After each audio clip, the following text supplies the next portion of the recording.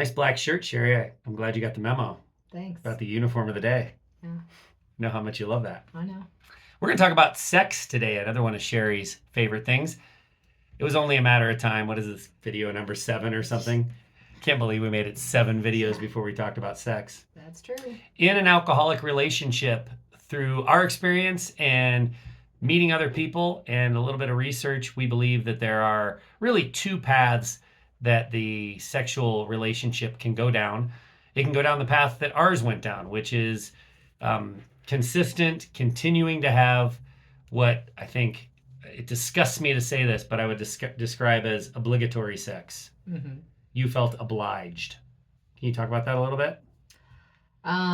Well, I guess meaning like we didn't stop having sex. It wasn't necessarily something that I looked forward to or was enjoyable. Felt like I kind of had to do it because we were married. Felt like I had to do it to keep like the peace in the relationship. Because if you didn't, I would just argue and beg and mope. Mm-hmm. Yeah. Yeah.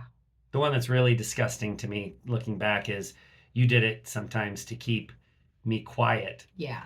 So that I wouldn't wake up the kids. Yeah. So because oftentimes if an argument would ensue, then that could get a little loud, especially if you were drunk and drinking and you wouldn't know how to control your voice and volume. So yeah, it was out of what I feel bad saying. It was out of necessity in some ways. When I'm like, I know that sounds really gross to say because it's my body, my choice, and I can say no.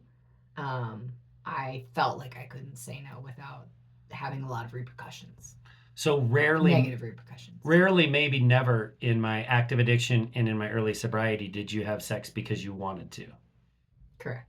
Rarely, maybe never. Is that the right way to describe it? Rarely. I mean, there were times where I thought, like, it would be nice to have sex or maybe things were going well.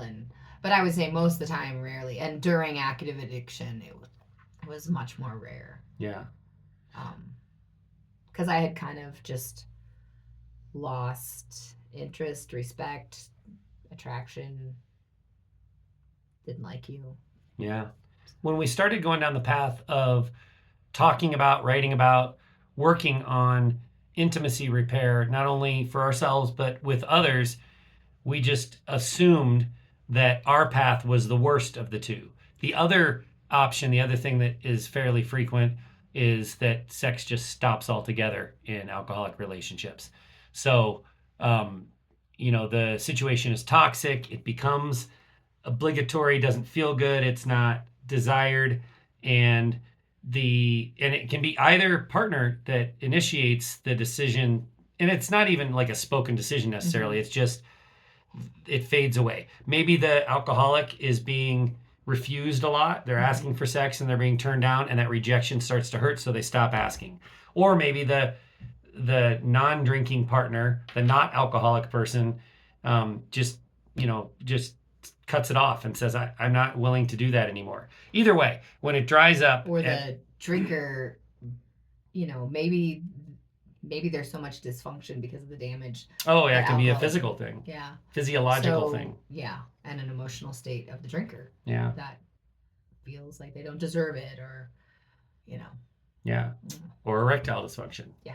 Which is all the things. Very, very common and tangential to alcohol abuse. So those are the 2 things that can happen. Obligatory sex that continues, or it dries up altogether. And we wrongly assumed that if it stops altogether, at least you've got the advantage of you don't have these terrible memories of obligatory sex, of drunk sex. You don't have all that trauma to work through. That's true. You don't have all that trauma to work through. But the mistake that we made was thinking that would mean getting sex back on track, getting intimacy back on track would be easier. And it's not. Not from what we've learned from couples that we've gotten to know and worked with. Restarting that engine when it's been just completely off for a very long time might be harder than dealing with the trauma of obligatory sex and making it healthy while you also have to do resentment processing. So it's another one of these like choose your hard things. Yeah, exactly. And I said hard about sex. Yeah. I would almost think like because you've been without it so long and you've not there's a like a level of embarrassment too, because I think sex is already kind of an embarrassing topic. Shouldn't be, but it is. And I can see in my mind like feeling exposed and embarrassed and shame filled about like getting back on track because you've not had it for so long. Yeah. There's also, I think it's worth mentioning, there is a very real, very common, in fact, it's not common, it's universal, sexual desire discrepancy in committed relationships. The idea that two people are going to meet who desire sex with the same frequency, intensity, all of that, it just doesn't happen. We're all sexual snowflakes. And so you and I are going to have different desire. That's where the desire discrepancy comes in. The other thing that's going to happen is it's going to change over time. There are hormonal changes. One that has been studied is the changes that happen with our brain chemicals, not with because I'm not included in this, with a female's brain chemicals once she's had a baby. You turn from sexy mode into nurturing mode, and nurturing mode has little or less or a different degree of desire for sexual contact. And so for a woman, when you have a baby, your body and brain knows that. For a guy, when you have a baby, my internal workings, my hormones, they don't know I had a baby. My internal workings want to go out and make more babies. So the idea that my libido has stayed high while yours has changed with maturity and with child rearing is totally normal. That's just kind of part of it. But that's something more for us to navigate. Yeah. It's all tough. Yeah. Yeah. But we made it. It's better. Oh, yeah. Yeah. I thought you meant like you and we in general, but yes, you and I, yes. You feel good about us? Yes. Because all we've presented on this video are the challenges. We haven't really presented a lot of the solutions. And, hopefully that will be forthcoming. Read our stuff, listen to our longer podcasts, because there's lots of help available. Mm-hmm. But intimacy repair is work. It's not something that you just hope will get better. If you're not willing to do the work, then, the solutions will not be forthcoming. And I'm here to say that intimacy is tied to trust. And it's worth the work because it builds trust in a relationship. Really, I think like nothing else. Yes. Yeah. Great. If you'd like to hear more of our opinionated ramblings, check out the Untoxicated podcast.